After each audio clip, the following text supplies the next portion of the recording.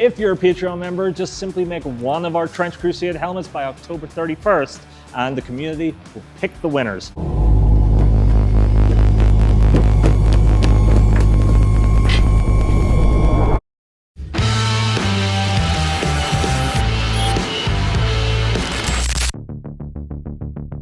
It's Galactic Armory contest time, and the theme is... Galactic Armory offered, I believe, 5 helmet files, and they were all found on their Patreon. I went with the Sallet Helmet as my base, and with that, I needed to check out the lore. This is Yersinia Rex, Hegemon of the Black Grail. And to quote from the lore, whose steps made the thrones of Europa tremble during the Corpse Wars. So of course, that's going to be my helmet. Of course, it's so cool. I can't pass up on that. So my plan was to build a replacement faceplate. This one was going to wrap completely around the Sallet helmet and replace the old one. So I quickly modeled that up and I bulliened it out of the Sallet helmet. That way I could slide it onto the base helmet and it would be a nice snug fit even after Bondo.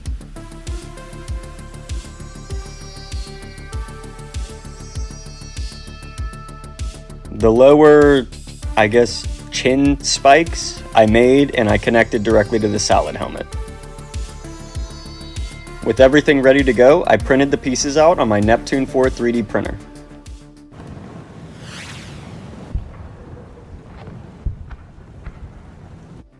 I ended up with about 11 pieces and I welded them together with my wood burner.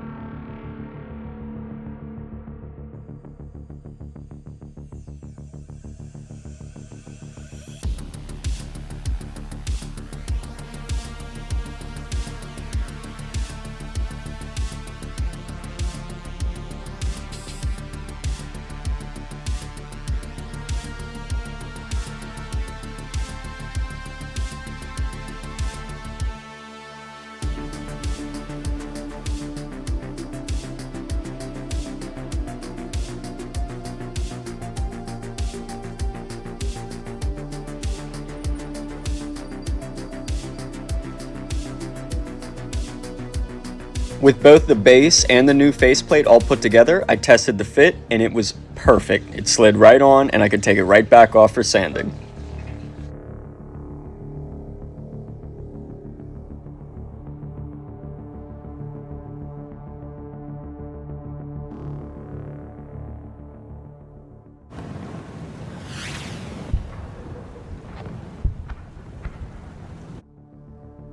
So next up was to sand these down. Now I plan on putting some rust effects on the helmet later on, so really this was just to get them both mostly smooth, not perfect. Everything got hit with the electric sander with a 220 grit, and then I wet sanded with a 220 grit sandpaper after that.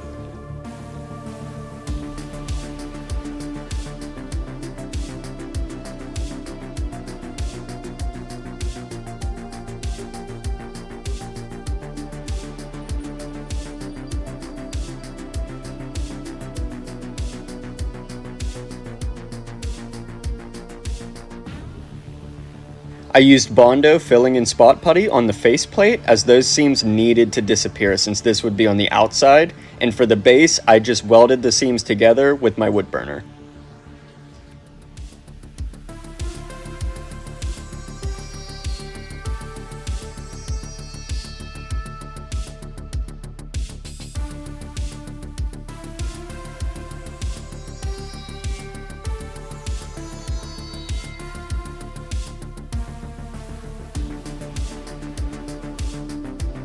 I hit everything with my electric sander one more time to get rid of that extra Bondo and to get rid of those weld lines on the base.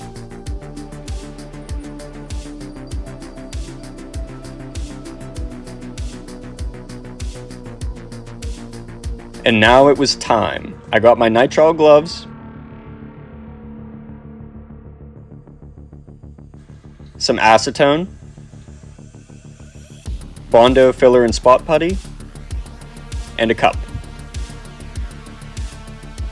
And what we're going to do with this is make the Bondo acetone mixture. This is just something that thins out the Bondo so I can apply it with a paintbrush, and it fills in all of those small layer lines so I don't have to worry about them anymore.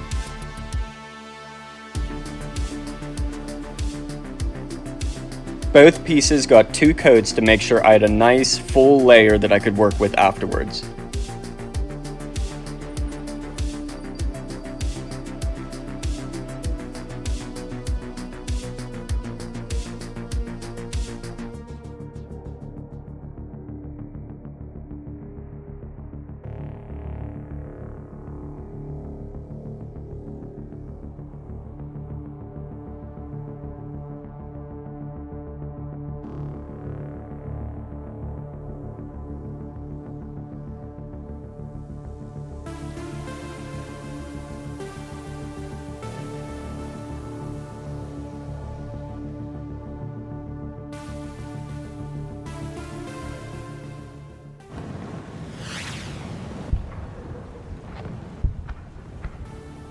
Next up, we needed to hit these things with some filler primer. I started with Rust-Oleum 2-in-1 filler primer, and yes, I put this directly over the rough Bondo. I figured that sanding them as one would give me better results, and any pits or holes that I ended up there would add to the beat up metal effect that I was going for.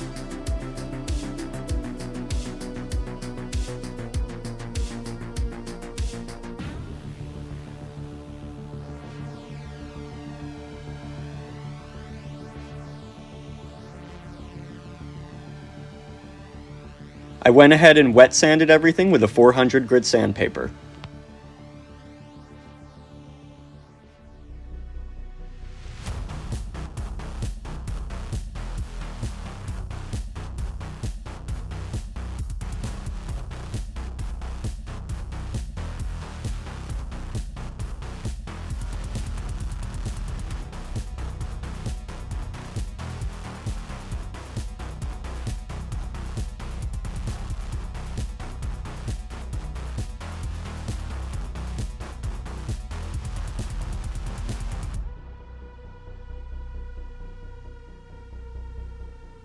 With everything looking pretty smooth, I went ahead and I attached them together with E6000. All I had to do was apply this to these 3 areas on the helmet that the faceplate will lock into.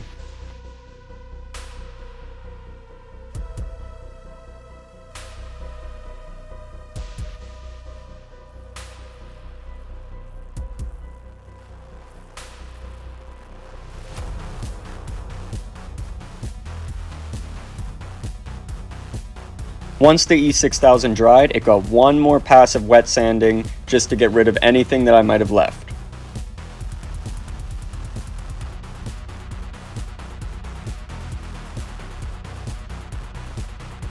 Then I gave it one more pass of filler primer just to lock everything in there and to get ready for the rust.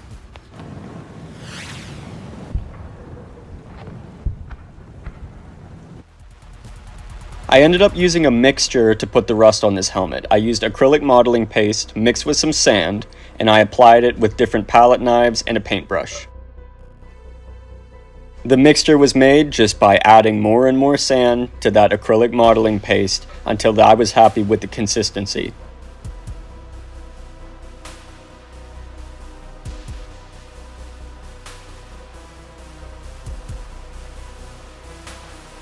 To apply it, all I did was scrape it onto the helmet with a palette knife, and then I would feather it out with a paintbrush.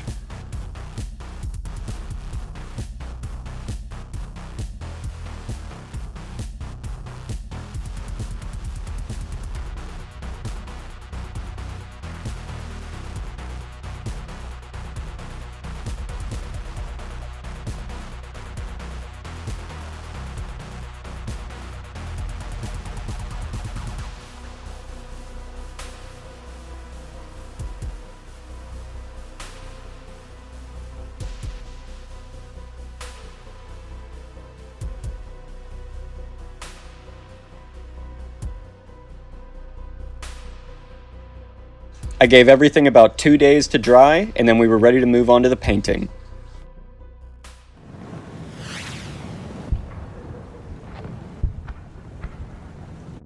For the base coat, I used a Krylon matte black.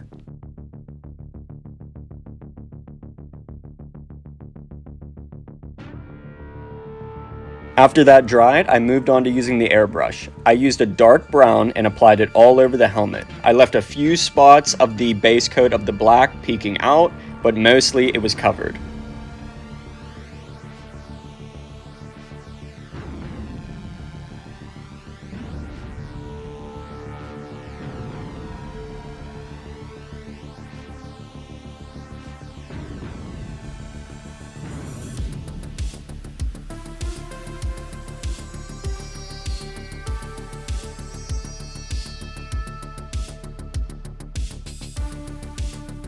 Following the dark brown, I used crimson red and just sprayed the rusted areas.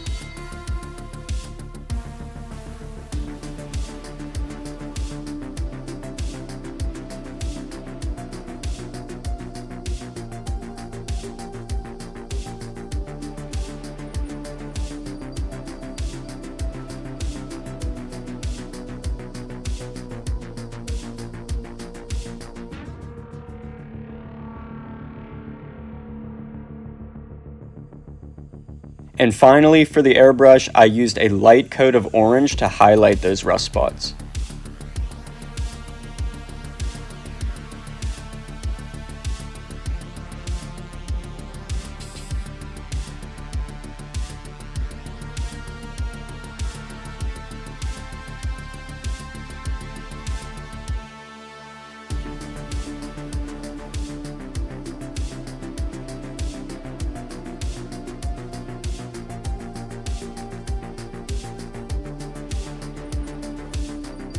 With the airbrushing done, I moved on to hand painting. I used actually way too many paints. I didn't even end up using all of these, but I guess they're there if you need any of them. But I mixed up a nice bright orange and I lightly dry brushed it over the rough patches and anywhere that needed highlighted.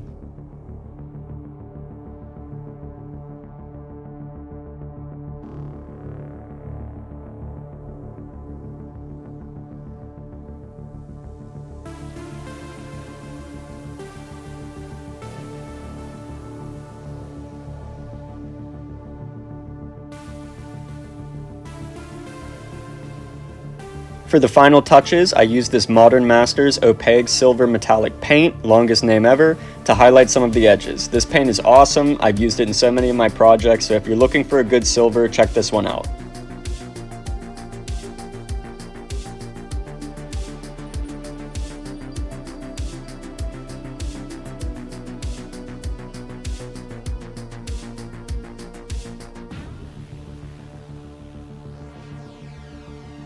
All that was left was a Rust-Oleum matte clear coat, and then we can get to some glamour shots.